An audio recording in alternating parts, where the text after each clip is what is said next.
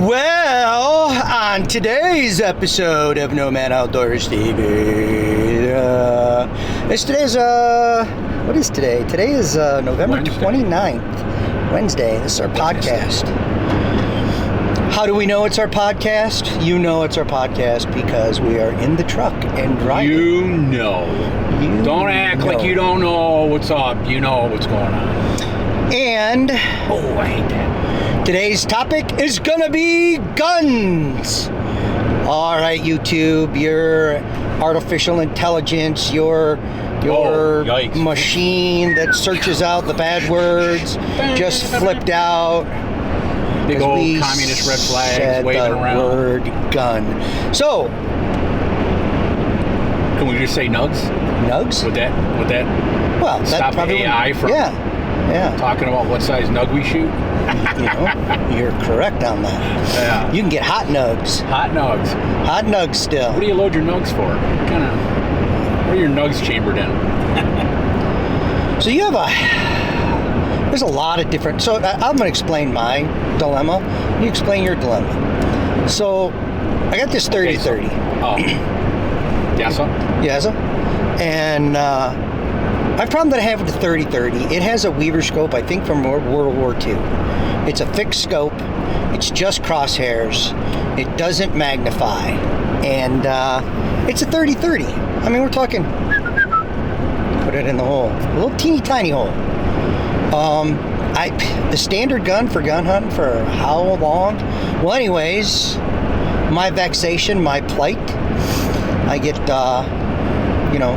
made a lot of mistakes in shooting, so yeah, we can go down the line of, it's all your fault, it's not the gun's fault, and you're right. You're right, people. It's my fault, not the gun's fault.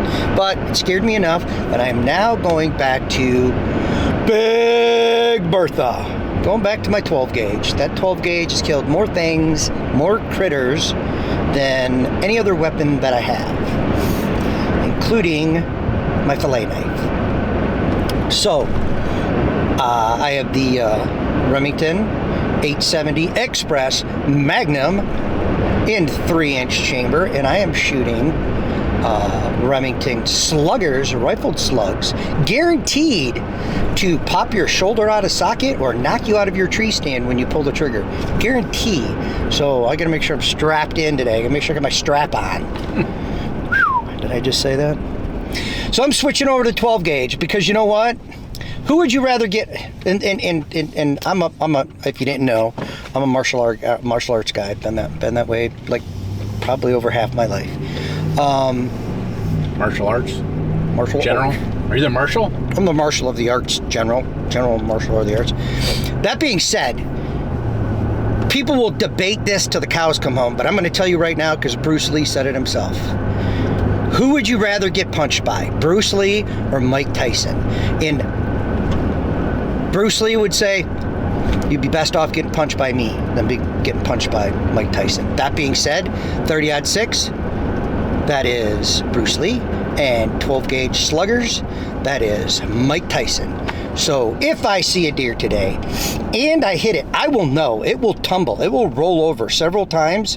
It may try to get up and run again, but there is so much impact from that 12 gauge that I just feel super confident with it. I don't feel super confident with my 30-30. So I made the change in ballistics, in armament for today. Armament! The Book of Let's consult the Book of Armament. In the Book of Armament say, it shall be the 12 gauge. Not the 10, not the 20. Or the 16. Or the 2 gauge, the punt gun back in the day of duck hunters. Anyways, so Book of Armament says, switch over to your 12 gauge. That's my plight, my vexation, my part of this podcast. Now, we will listen to Brother Maynard. Brother Maynard, consult the Book of Armament. I will be defaulting, so I don't know. So I've done it plenty extensive, as you would like to say, extensive reading on that gun that went click last night. And throw it out there. Throw the name out there. We're not going to hurt anybody's feelings. Ruger 450, Bushmaster, Ruger American rifle, and the Go Wild camo.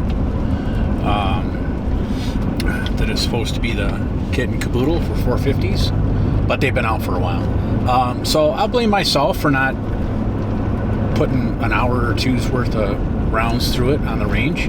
I won't, okay, whatever. Even though I read a lot about everybody's having the problem with the bolt coming out of battery and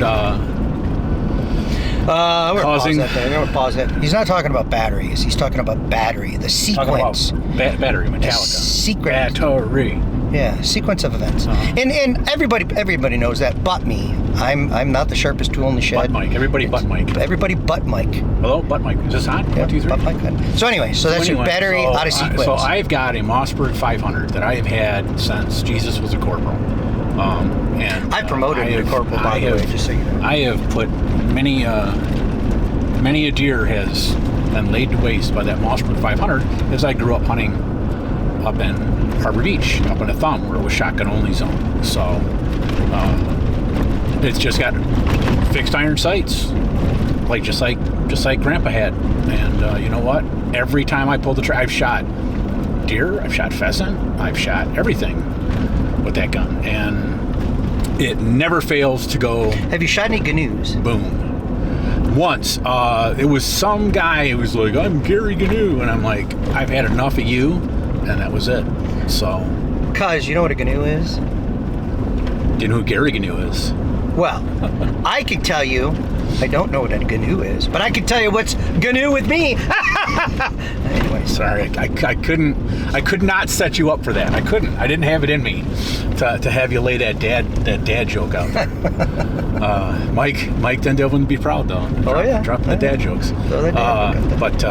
So I'm gonna go back to the old Mossberg 500, which would have been a chip shot last night, and I'm not shooting over 100 yards. I could probably see 100 yards open, and I suppose one could be out there, but that's not really where I'm set up. I'm really about 50 to 75 yards away from where I think where they are going through. Ask me how I know, because I've seen them go through there. And that will be fine for the 12 gauge. The 12 gauge, I am shooting the 2 3/4, which is the exact same size lead. The 3-inch just has a little more powder. I thought you were going to say it's the exact same size as your penis, but you didn't. I wish. Oh, don't I wish. What I would give. Like a bull hamster. Anyway, 2 3/4 rifled slugs. It's a smooth bore. I have a rifled slug barrel for it with a cantilever scope mount. I've just never got a scope for it and put it all together. So maybe that's what I'll do next year. Or who knows, maybe next year I've had enough with that Ruger and I'll go and drop some coin for an AR style 450, because it would be nice to have a rifle that you could shoot anywhere in the state of Michigan. Pew pew, pew pew, pew pew. Guy does that, but when you see people that are reaching out 200 yards with the 450, you're like, hey, I could do that. The problem is my eyesight kind of forbids me from seeing. Yeah, I can see a deer at 200 yards, and I'd be like, is that a deer or somebody's dog loose out here? Is that a cat? What is that? Is that a duck? Is that a pheasant? So, that being all said, Brother Maynard, the Big Bertha, the 12 gauge Magnum Remington 870 Express, I had a barrel. I had the, and I didn't intentionally. It has a smoothbore barrel for buckshot and slug. But when I had the scope put on it, the guy that put it on, he said, if you're going to do this right and you're going to deer hunt with this, you need to pin the barrel. Exactly. And I'm like, okay. But what this guy did, he's a karate guy I knew from back in the day, from martial arts. Did I tell you he was in the martial arts? Yeah. Anyways. Martial. He actually, when he screwed down the scope rings, he put it through the long tang, the flange that mates with the receiver on the 12 gauge. So theoretically, if I ever wanted to take that barrel off, I would just have to unscrew the rings and then be done. I wouldn't have to. It's not permanently, the gun is, it technically is not permanently mounted, although because he screwed through the receiver and tapped that with the scope ring, it stops the barrel from shifting and moving, so it maintains its bird integrity. gun, so yeah, you know, I should never really need to have to. I got my Mossberg. What the hell is it? 550 or 560? Something like that. It's in big duck gun. Yeah, it's my big duck gun. 3.5 inch chamber on that bad boy. Boom, big boom. But back in the day, I did a lot of goose hunting, and I did a fair share of duck hunting. And as I've gotten older, and friends come into and out of your life, I don't have a friend that is big into the goose or duck hunting. Well, you're a good friend, and you would like to go. I'm sure you would love the crapola out of it. I don't know if you'd want to go out in the boat which is weird, being that you're all Scandinavian and you get all seasick and stuff. I don't know. It must be the crossbreeding. Anyways. The Irish didn't much care for the boats because a lot of times they were being shipped to a foreign country as slaves. But anyways, I've got decoys and whatnot, and I could do some hunting, but it's just a lot of work. It's a lot of hunting, a lot of work. Go out there, set the decoys up, get out there in the water, load the boat, keep the dog under control. And it's a different truck today. It's a red truck and not the white. It's a lot of shuffling to do. Yeah, for ducks. It's a lot of work. And even goose, because you got to have a layout and spread and. Dude, goose isn't too. Believe it or not, you can use black. Shay does goose. Black garbage bags. You let the air fill them up, and then you pin them down, and then they wibble wobble, and they look like geese, and they want to come in and they want to land. But you have to have good spots. Shay and the infamous HCO. Yeah, you ever heard of those? You ever heard of HCO? No, never heard of them. Have you ever heard of HCO? Nope, you've never heard of them either. So these guys, it's because they're super secret monster killers, is what they are. Look them up, Huron County Outfitters. Goose and bucks, busting geese and busting bucks. Driving trucks. So, there you go. After we consulted, here we go down the railroad. Slot track. After we have consulted the Book of Armaments, the Book of Armament says Go with what you know. So when you read back to the beginning. When you read the directions, when you read the dictionary, it gives you like the first meaning of the word, then the second and the third, and it may say it can be used as an adjective or an adverb. So we just went down. If you were to go to the Book of Armaments, it would say use this and or this, and if that doesn't work, then use that or that. And I think we're on that or that. That's where we're at. Yeah. And there's some sun coming out, which ultimately means when I get in the stand, the clouds will come out, it'll start snowing, and it'll bluster to about 30 to 40 mile an hour winds. Up to like 40 miles an hour, I tell you that. Are you serious? They said more of those tornadoes may happen. I hope you're jerking my chain. It's a good thing you're tethered to the tree, because you may take flight. Don't be jerking me off, man. Anyways, that's our podcast, talking about armaments and... favorite turd, I wouldn't shit you. Time to get out in the woods, get the hunt frame. Holy shnikes, Jiminy's.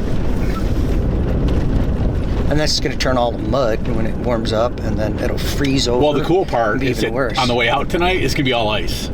Because that little bit of sunlight that came through and warmed things up just to church is going to be like, hey, you know what would be cool? So we created a little ice skating rink. What do you think about the Red Wings picking up Kane from Chicago? I don't even know who that guy is. Kane? Like the wrestler Kane? Does he play hockey? No, he's a wrestler. Hey, somebody scraped this road. Oh, boy. All right. We're going to go off in the woods. We're going to go down the scraped road.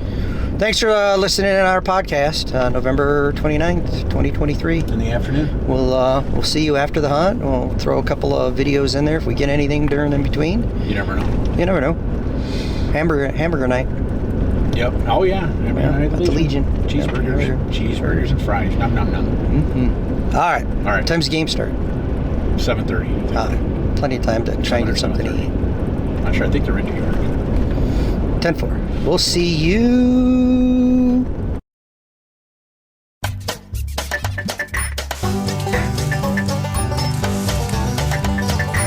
Wednesday the 29th. I'm back at it. 12 gauge this time. Which is still plenty close enough to where that buck was last night. I've actually got deer tracks right outside my deer blind. And those weren't there when I put the blind up. So something's been snooping around here.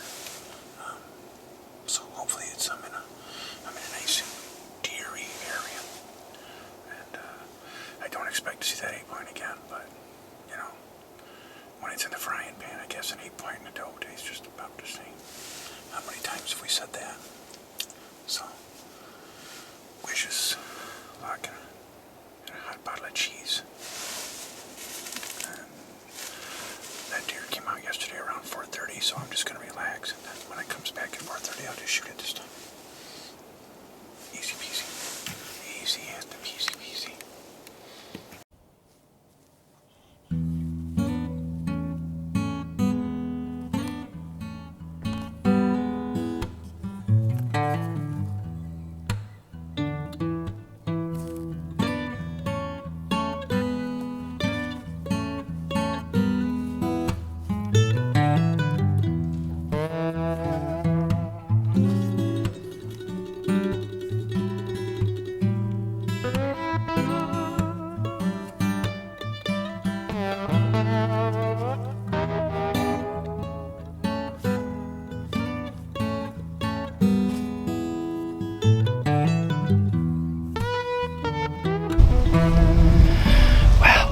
Sitting in the chair bear stand.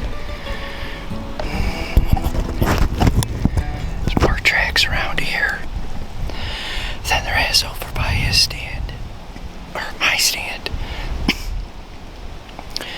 And while I set the trail camera up, I don't know if I necessarily like where I put it, because I found another trail a little bit further that was more used, but there are some fresh tracks out here. And we've had snow, so it snowed Tuesday, Wednesday during the day, a little bit Wednesday at night. No, today's Wednesday, Monday, Tuesday. So the track's got to be within, I'd say, 24 hours.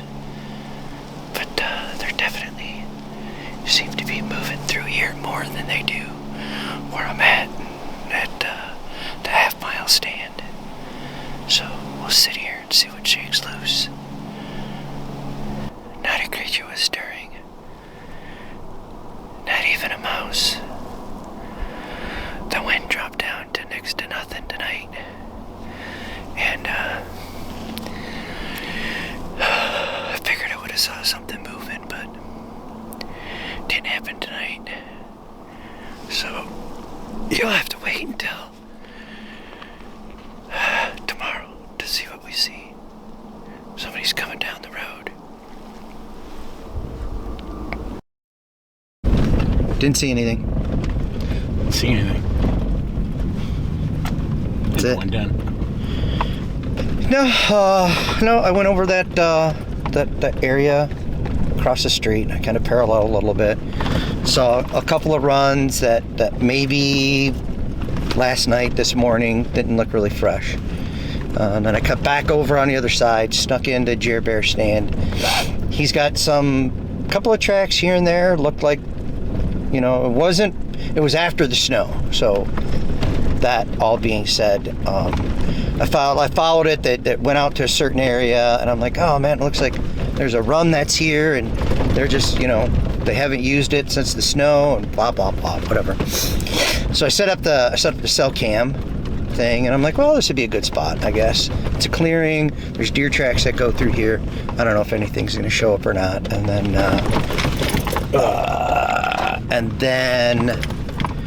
I got the camera all set up after I fought with trying to get the strap around the tree and it falling because it was a big tree.